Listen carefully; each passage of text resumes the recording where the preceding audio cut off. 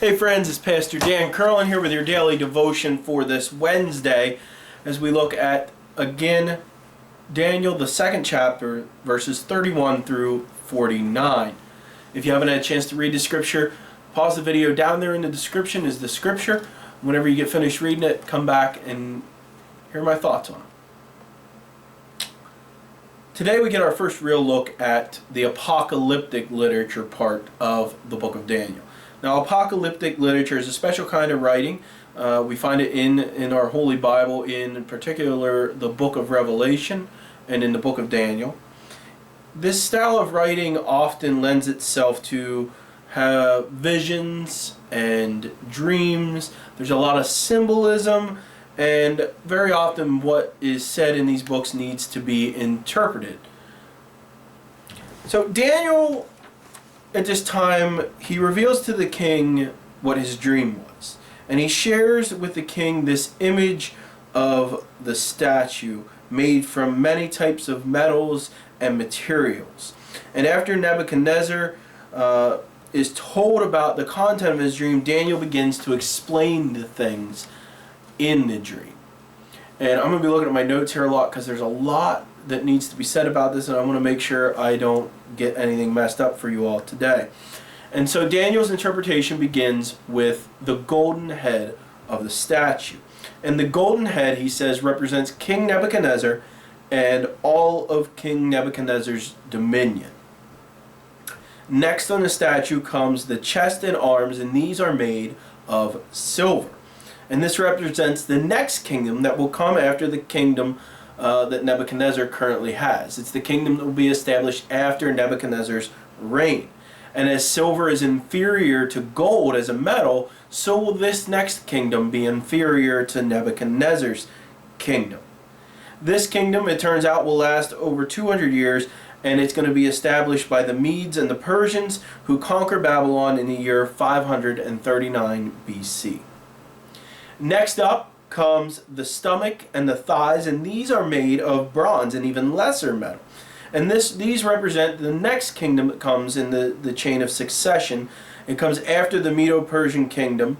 This kingdom will be led by Alexander the Great, and it will be established by the Greeks around the year 330 BC. Next comes the legs of iron, and this represents the kingdom that will follow the Greek Empire. This kingdom will be known as the Roman Empire, will be established somewhere around the year 63 BC.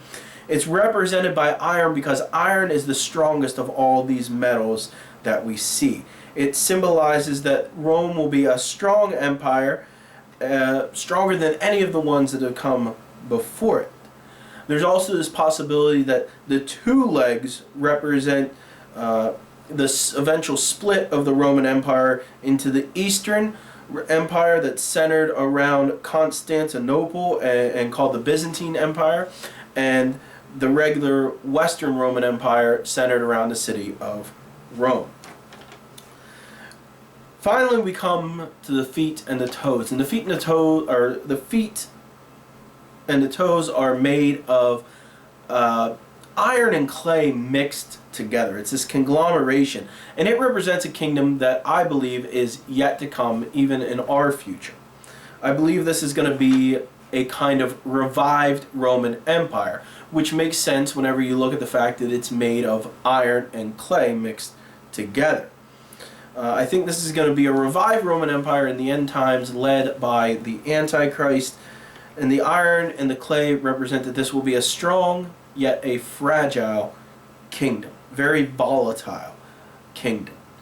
The 10 toes are going to represent 10 rulers over the Roman Empire, this revived Roman Empire, and we'll get to that later on in Daniel.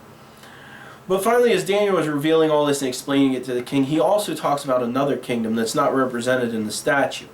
It is an eternal kingdom. He reveals that during this final age of iron and clay, God will establish a kingdom upon the earth. There will be a rock that is cut out by divine hands, and we know, friends, what that rock is. We know that rock is Jesus. And this draws to our mind in the book of Peter, the epistle of Peter, when Peter talks about Jesus being a living stone. It brings that right to my mind. And this rock, this living stone that's talked about here in Daniel, it will destroy the clay and the metal feet, symbolizing Christ conquering this revised Roman Empire. The amazing part is, upon hearing this news, Nebuchadnezzar doesn't become upset. He's actually happy. He falls down on his face. He thanks Daniel for revealing this to him. He knows that this information must be true, and he praises not only Daniel, but the God of Daniel. He recognizes that this must be the one true God if Daniel was able to reveal what he's revealed. And so as we leave the scripture today, we find Daniel being elevated to this great new place of power in the king's court. And at the request of Daniel, his friends Shadrach, Meshach, and Abednego are made administrators over the province of Rome. Now, the biggest thing I think we can take away from this in our scripture today is that no matter what we face, we have to remember that God is in control. God has already revealed to us the ending of our story. He's revealed to us this final plan. Jesus will be victorious. Evil will be defeated. Death will be conquered and destroyed. One day God is going to establish a kingdom that will never end. And friends, you are all invited to be part of that kingdom. Through the sacrifice that Christ made, an invitation has been granted. Will you accept that invitation if you haven't already? I think that's enough for today. Until tomorrow, friends, do no harm, do good, stay in love with God.